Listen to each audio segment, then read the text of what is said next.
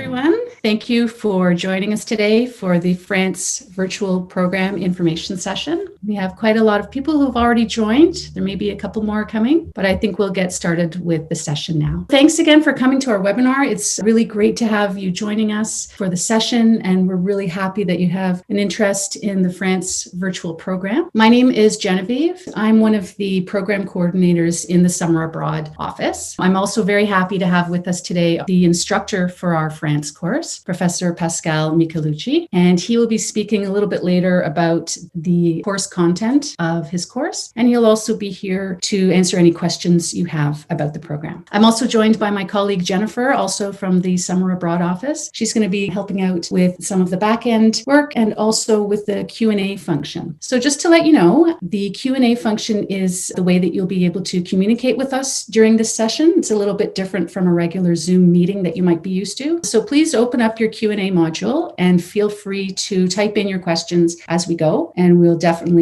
get to all your questions by the end of the session. So let's start with a land acknowledgement. We wish to acknowledge this land on which the University of Toronto operates. For thousands of years, it has been the traditional land of the Huron-Wendat, the Seneca, and most recently, the Mississaugas of the Credit River. Today, this meeting place is still the home to many Indigenous people from across Turtle Island, and we are grateful to have the opportunity to work on this land. So this is what we'll be talking about at the session today. So we'll start with an overview of the Summer Abroad program. Then we'll get to the course details for the Virtual France program. We'll move on to how you can do a summer abroad, so how to apply and eligibility. And then we'll talk about costs and finally next steps in the application process. So what is Summer Abroad? Summer Abroad are U of T courses that run from anywhere between 3 to 6 weeks during the summer session. And during that time, you earn a full Y credit. So it's quite a condensed course. You're doing a full year credit in just a few weeks in the summer. Always have very small class sizes, usually 18 to 25 students. And because they are regular U of T credits, not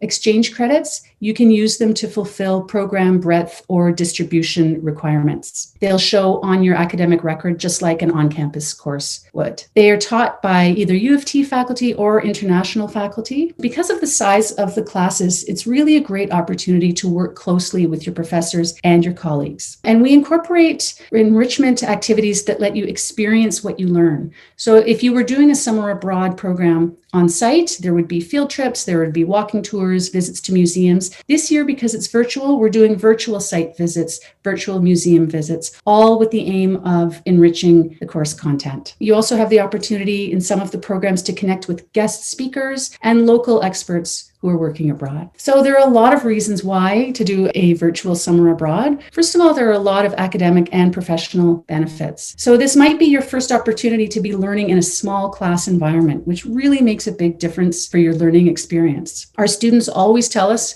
at the end of the program how much they were able to develop their presentation skills. So because it's a small class, you are expected to participate, you will be presenting your work to your peers, and for many students, it was the first time that they really got to develop those skills.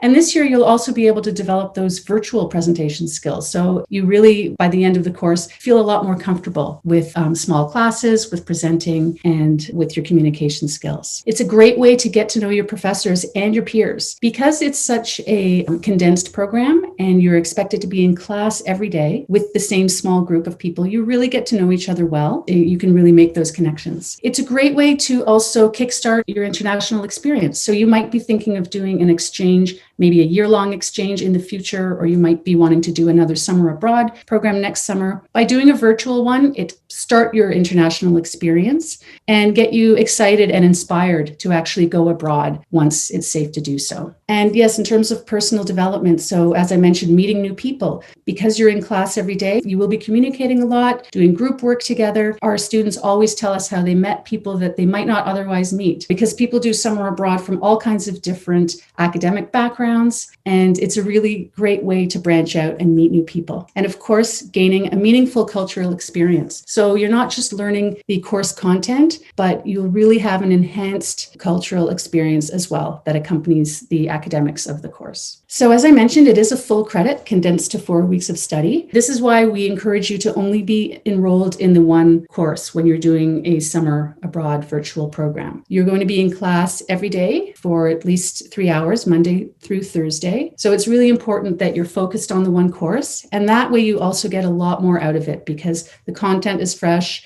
you're working at it every day, and you can really be immersed in the course. So attendance is a mandatory part of it. So you are expected, as I mentioned, to be in class every day from Monday through Thursday. You're also expected to participate fully. So in this type of course, we expect everyone to have their mic and camera on, and we're really trying to emulate what it's like to do an on-site summer abroad so that you really make those connections and participate fully and be immersed in the material. So now let's get to the course that you'll be taking. It's FCS 369Y, The Culture of Touraine. And the dates are Monday, June 28th to Thursday, July 22nd. So condensed into the 4 weeks. The prerequisite is 4 credits in any subject. In terms of breadth requirements, it counts as a 1. As I mentioned, it is synchronous class lectures, Monday through Thursday, and they will be 10 a.m. to 12 noon Toronto time. I believe that might be 9 a.m. to 12 noon. So 9 to 12 Toronto time, Monday through Thursday. So now I'd like to bring in Professor Pascal Michelucci. If you can speak a little bit more about your course, we'd love to hear from you. So I'm Professor Pascal Michelucci. I'm a professor of French at the University of Toronto. I've been in Canada for a long time and working at the University of Toronto teaching French culture and literature for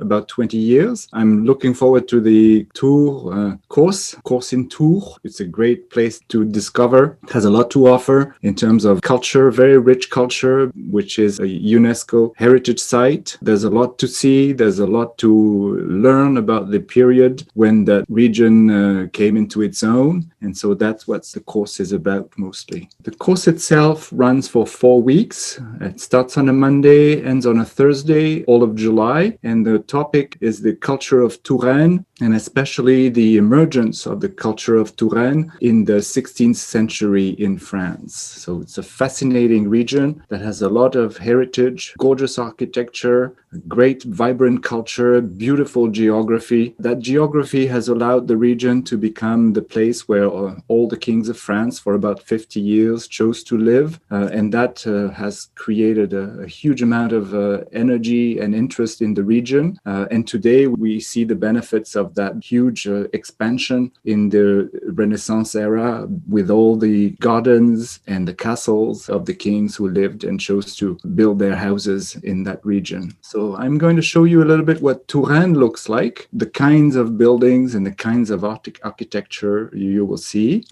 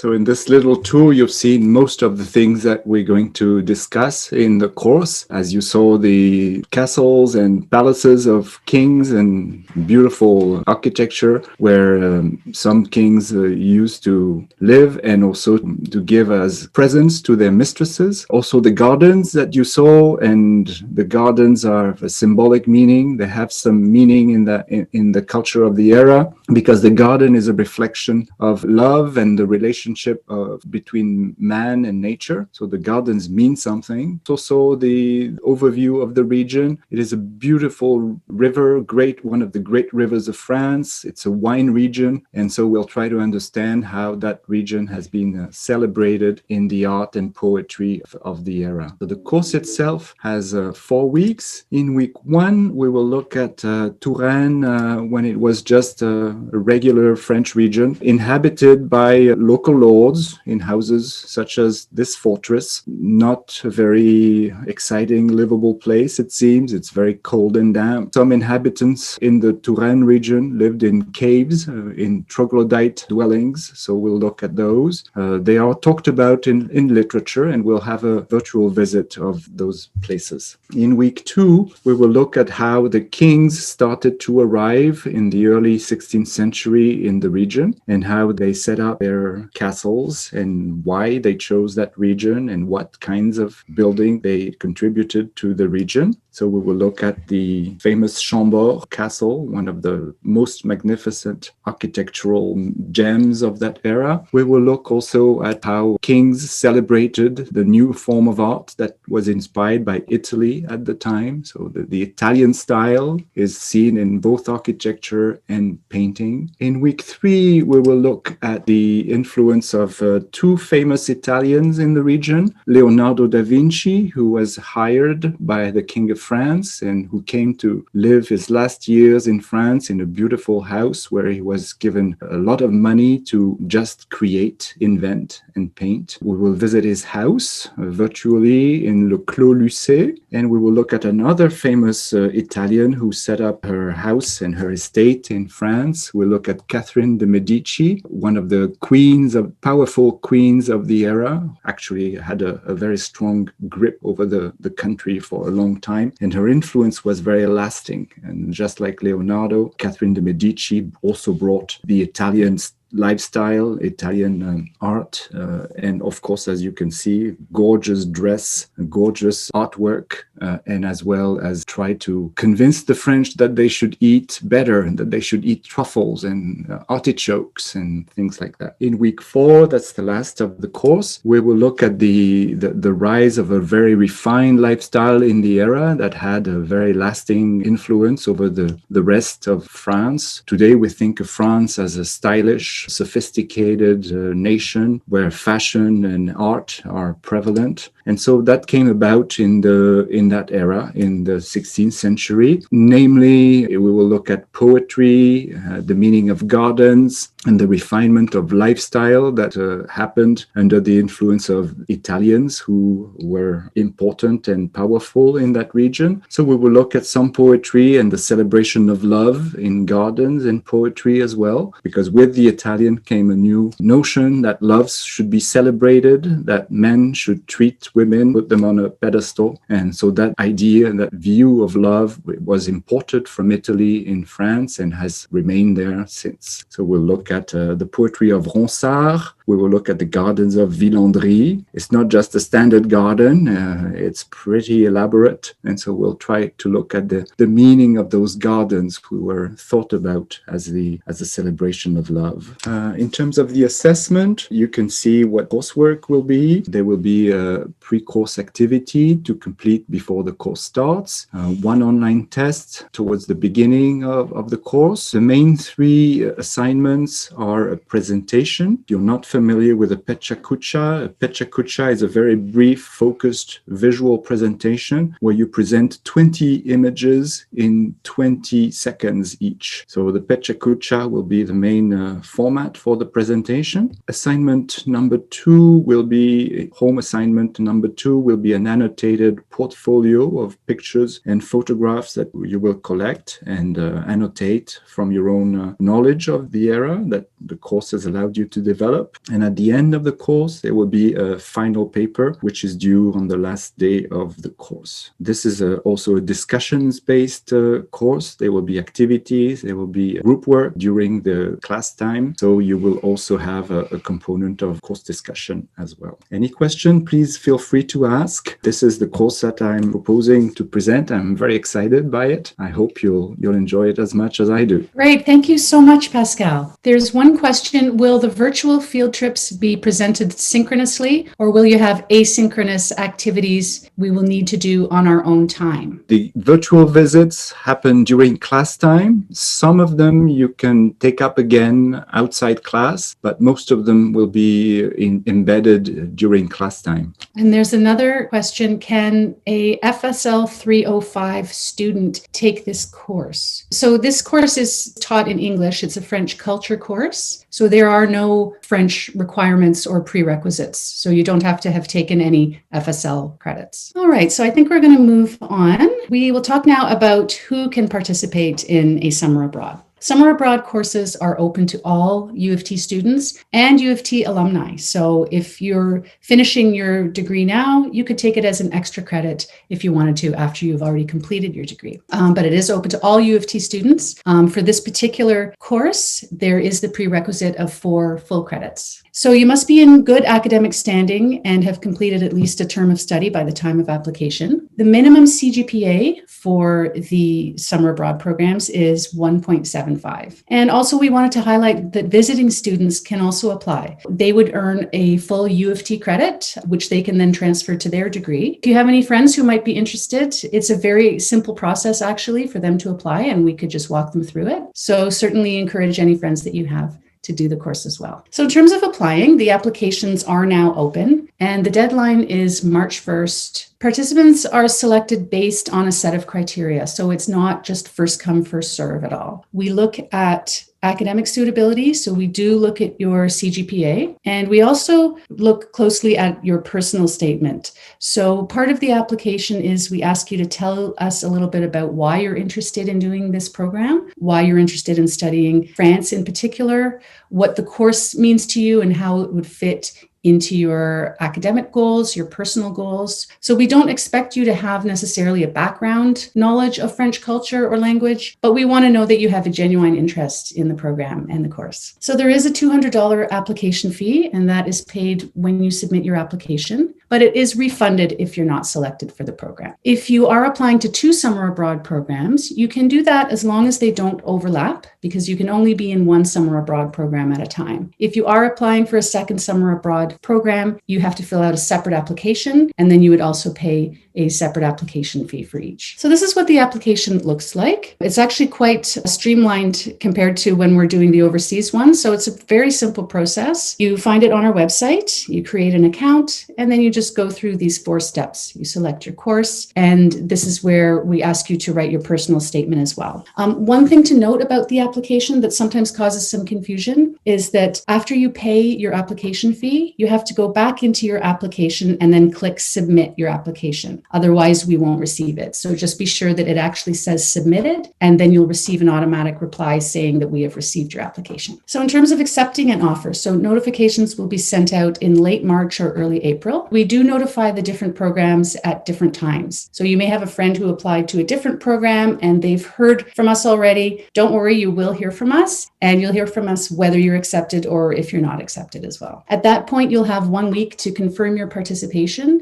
and you would pay a non-refundable $500 deposit, and that ends up being part of your course fees for the program. So if you are accepted and you decline the offer, at that point, you would not have your application fee refunded. And the remaining fees for the program are due roughly 4 weeks after the deposit is due. So we're going to look at the fees now. There's the $200 application fee, the course fee, which includes the virtual field trips, and then there's the U of T incidental fees. So the total cost is here at the bottom, 1 for domestic students, 1 for international students. One thing to note is that the incidental fees are not paid to the summer abroad office. Those are paid on Acorn, and those appear on your Acorn account when we add the course for you. In terms of financing your summer abroad, so unfortunately, because the programs aren't actually taking place overseas, the usual summer abroad bursaries that we have are not applicable to the virtual programs. But we do encourage you to check your own registrar's office for any possible awards or bursaries for summer activities. A lot of colleges do have bursaries that you can apply for. So what you would do is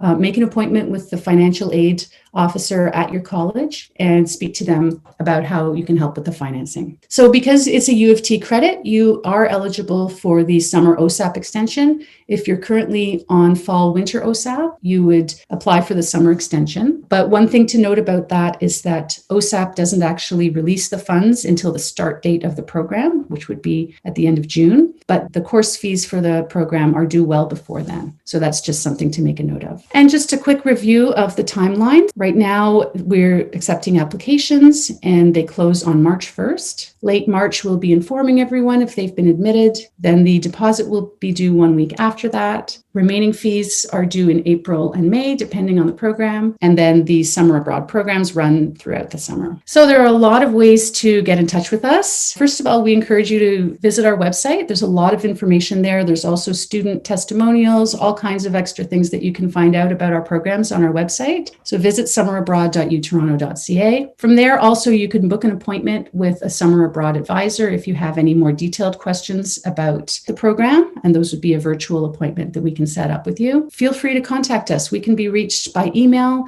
or even by phone. You can speak to us. We really encourage you to apply for the programs. So let's see if there are any questions at this point. Okay, here's a question. If I take this virtual course this year, would I not be able to take the in-person France program next year? You wouldn't be able to take the same course twice. So if you do FCS 369 this summer, you would not be able to do the French culture course next summer in Tours. But we also offer French language courses when the programs are offered on site. So you could do the France program next summer, but you would have to do one of the FSL credits. And those you can do at any level, even beginner FSL up to all the way 400 level. So that would be your option if you wanted to actually go to France next year after doing this course. But you'd be really prepared. If you had taken this culture course, you could really get a lot out of studying French in Tours next summer because you'd have such a great background in the area. Here's another question. Even though the course is taught in English, is submitting the assignments in French an option? And will we get a French credit if we do? I wonder if Pascal could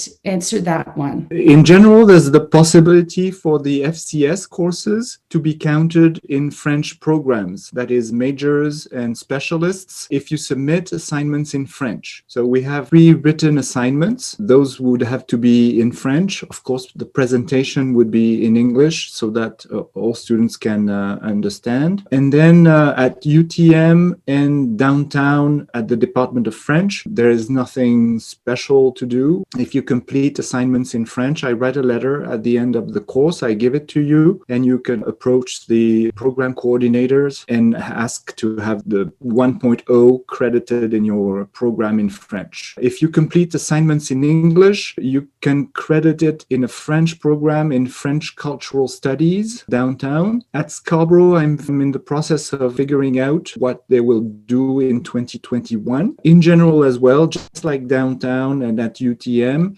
the course is credited in French programs if assignments are completed in French. So I would expect that UTSC would have the same way of crediting the course in a French program. Majors and specialists. We have another question. As a fourth year, am I able to apply to the in-person program next year, the summer post my fourth year? So yes, so even if you've already graduated, you can still apply to the program. We do have several students who do that, and it's just an extra credit on your record. And another question, what is the actual cost of learning in person in Touraine? So to answer that, I would say I could compare it to the cost of the program normally. So for instance, the France program, the total cost of it is usually between $5,000 and $6,000. But that cost, that's including even your airfare. That includes your accommodation at the Institut de Touraine. That includes your course fee, in-person field trips. So normally when we offer this program on site, I don't know the exact figure, but it's roughly between $5,000 and $6,000. And do we have any other questions? I don't see any other questions now. Of course, if you do think of any, definitely get in touch with us. We can also put you in touch with Professor Michelucci if you have more of an academic question. Yeah, so I think that's about it for our presentation today. So I do hope you learned a lot about the program and that you will consider applying for it. So thank you to Professor Pascal Michelucci for joining us today. And thank you, Jennifer, for helping out behind the scenes and with the Q&A. And most of all, thank you everyone for attending. We really appreciate appreciate your interest in the summer abroad virtual programs. And remember, definitely reach out and get in touch with us. Even though we're all working remotely, we're very accessible and we'd be happy to talk to you about the program. So yeah, I think that about wraps up our presentation today. So thanks again for joining us. Enjoy the rest of your day and take care. Thank you.